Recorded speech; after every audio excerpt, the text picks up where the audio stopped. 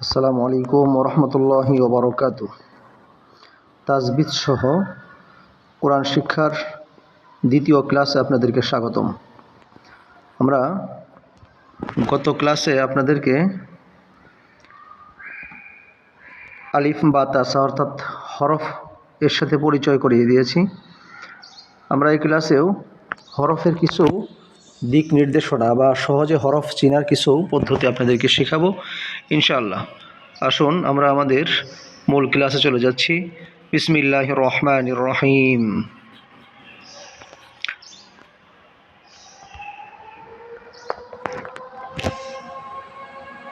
এটা হলো আলিফ। আলিফ পড়তে কোনো টান হবে না। আলিফ পড়তে কোনো টান হবে না। আলিফ। দ্বিতীয় হরফ হলো বা। বাটা পড়তে একটু টান হবে। বা। এরপর হলো তা। পড়েন তা। সাটা পড়তেও একটু টান হবে। সা। পাতলা করে সা। এরপরে হলো জিম।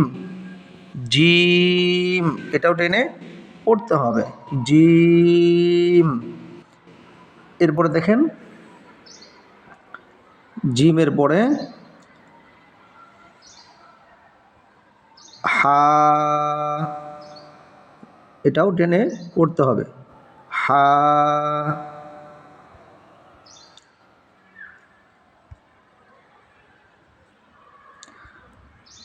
এরপর হলো খ।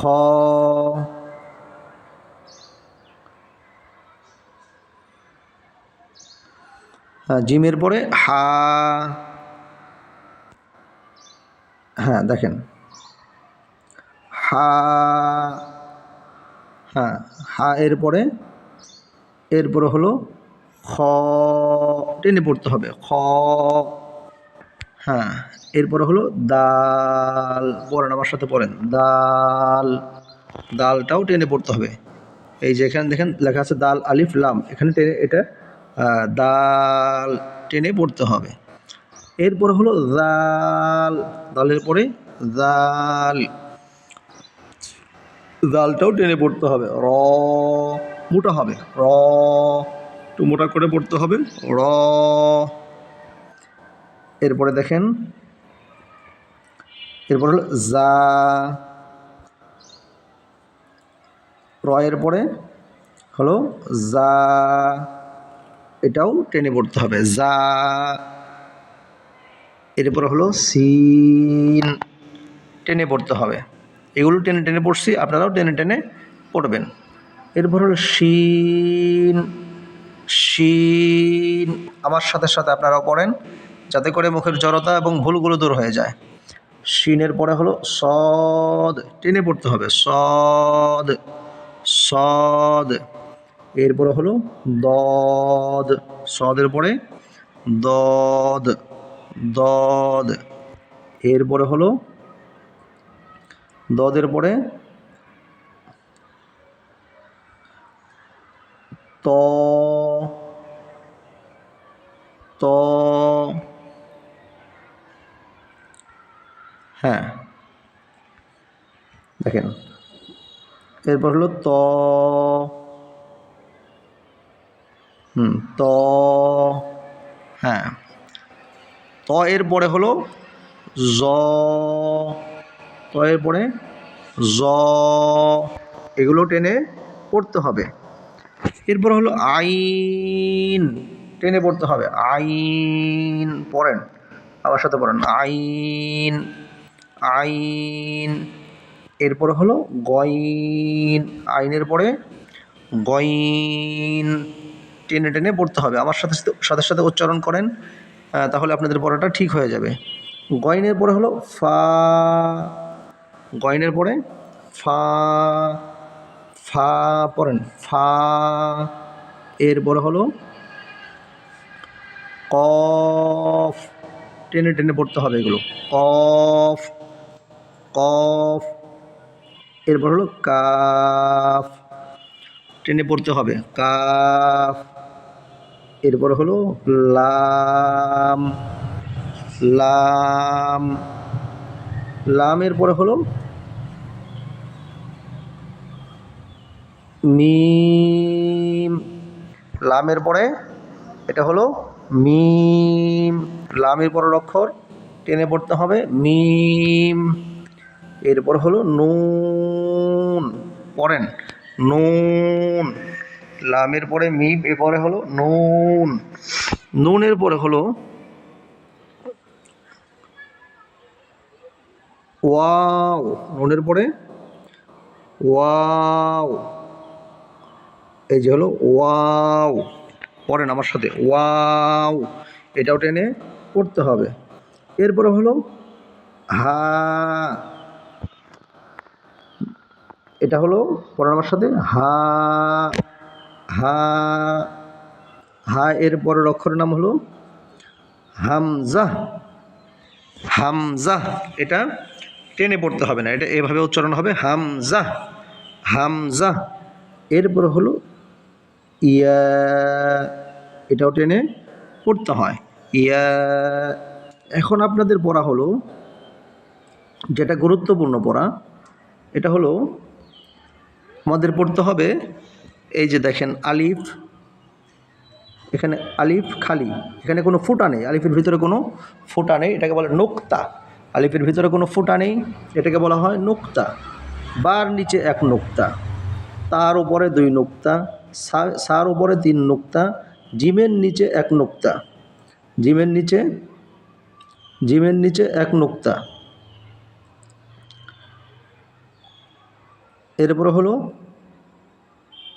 হা খালি, দেখেন হা খালি, খর উপরে এক নুক্তা, দাল খালি, জালের উপরে এক নুক্তা। এরপরে হলো র খালি, দেখেন তারপরে রর পরে হলো জা, যার উপরে এক নুক্তা, সিনের, সিন খালি, সিনের উপরে তিন নুক্তা, সদ খালি, দদের উপরে এক নুক্তা। এরপরে হলো ত খালি, জর উপরে এক নুক্তা, আইন খালি, এরপর হলো গইনের উপরে এক নুক্তা, ফা এর উপরে এক নুক্তা। তারপরে হলো দেখেন ফায়ের উপরে এক নুক্তার পরে কফের উপরে দুই নুক্তা, এখানে দেখেন কফের উপরে দুই নুক্তা, কাফ খালি, লাম খালি, মিম খালি, নুনের উপরে এক নুক্তা। এরপরে হলো ওয়াও খালি, হা খালি, হামজা খালি, ইয়া এর নিচে দুই নুক্তা। এই নুক্তাগুলো আমাদের মুখস্থ করতে হবে। নুক্তা যদি মুখস্থ করতে পারি তাহলে কোরআন পড়ার সময় শুধু নুক্তা দিয়ে একটু মাথা দিয়ে তখন আমাদেরকে পড়তে হবে, তখন নুক্তা দেখেই যেন, ফুটা দেখেই যেন আমরা বুঝতে পারি। যেমন কফের উপরে দুই নুক্তা, মাথা গোল হয়ে কফের উপরে দুই নুক্তা, আর মাথা গোল যদি না হয় উপরে দুই ফুটা থাকলে পরে, দুই নুক্তা থাকলে পরেই তখন ওটাকে তা বলবে। হ্যাঁ, তো এইভাবে নুক্তা দেখে আমাদেরকে চিনতে হবে। এরপরে দেখেন আমরা, এরপরে দেখেন আমরা পরবর্তী পড়াটা আমরা পড়ে নিই। দেখেন একটু পরিচয় হই, একটু পরবর্তী পড়ার সাথে আমরা একটু পরিচয় হই। যখন আমরা হরফগুলো, অক্ষরগুলো যখন চিনে ফেললাম তখন আমাদের সহজ পড়াটা একটু একটু ধৈর্য ধরেন, হ্যাঁ শুধু একটু সময় দেন, ইনশাআল্লাহ কোরআন আপনাদেরকে শিখিয়ে ছাড়বো ইনশাআল্লাহ। এই দেখেন এটা হলো আলিফ, এটা হলো আলিফ, আর এটা হলো লাম আলিফ। এটা মুখস্থ করবেন, বুঝবেন ভালো করে, এরপর মুখস্থ করবেন প্রয়োজনে, আগে বুঝতে হবে, বোঝা ছাড়া মুখস্থ করলে চলবে না। এটা লাম আলিফ, এটাও লাম আলিফ। এখন লাম আলিফটা এই যে, যেমন আমি আপনাদেরকে মার্ক করে দেখাচ্ছি, স্ক্রিনের দিকে তাকান, এটা হলো সোজা দাগ, এটা আলিফ। তো এই সোজা দাগটা যখন এদিকে চলে আসবে এটা হলো লাম হয়ে যাবে। আবারও বলছি, এই সোজা দাগ এটা হলো আলিফ, আর এই সোজা দাগের মাথাটা যখন নিচ থেকে এদিকে চলে আসবে, নিচ থেকে যখন এদিকে চলে আসবে তখন এটা হলো লাম। এই যে এদিকে চলে আসছে এটা হলো লাম। আর যখনই এই সোজা দাগটা এই যে বামে যখন চলে না আসবে বামে যখন চলে না আসবে তখন এটা আলিফ, আর সোজা দাগের নিচের মাথাটা যখন বামে চলে আসবে তখন এটা লাম। এই সূত্রটা মনে রাখলে পরেই আলিফ আর লামের ভিতরে আর কোনো পার্থক্য থাকবে না।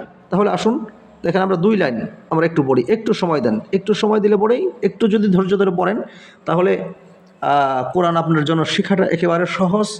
এবং এর কারণে আল্লাহ তাআলার কাছে পরকালে আপনি বিশাল বড় একটা জবাবদিহিতার থেকে বেঁচে যাবেন ইনশা আল্লাহ। এবং ভাইয়ের জন্য একটু দোয়া করবেন। তাহলে দেখেন, এটা হলো আলিফ, এটা হলো লাম আলিফ, এটাও লাম আলিফ। তার মানে হলো এই লাম আলিফটা এদিকে টান আসছে, আর এই যে আসছে এটা হলো আলিফ। আবার ভালো করে খেয়াল করেন, দেখেন এই লাম আলিফটা, এই যে লাম আর এই যে উপরে থেকে দাগ আসছে এটা হলো আলিফ। তাহলে দুইটি মিলে একত্রিত হয়ে যে সব অক্ষরটা হয়েছে, দুইটা অক্ষর হয়েছে, সেটা হলো লাম আলিফ। এটা হলো লাম আলিফ। খেয়াল করেন, এটা হলো বা আলিফ, এটা হলো বা আলিফ, এটা হলো বা আলিফ।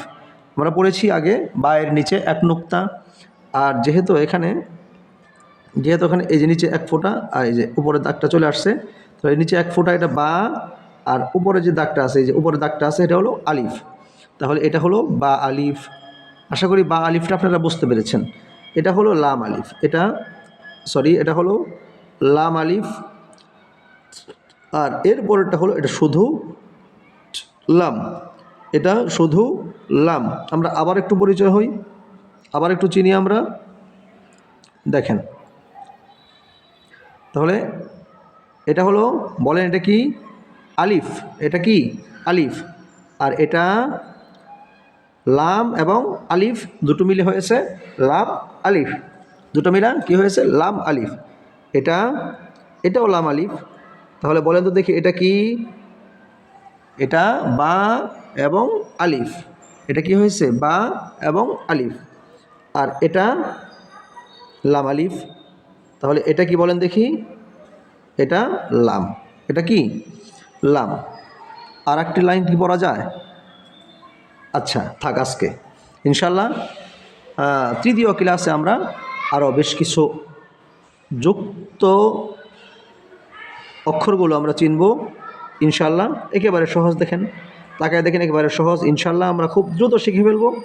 আপনি যদি একটু সময় দেন আমাকে, তাহলে আমি আপনাকে কোরআন শিখিয়ে ছাড়বো ইনশা আল্লাহ। আল্লাহ আমাদের তৌফিক দান করুন, আমিন।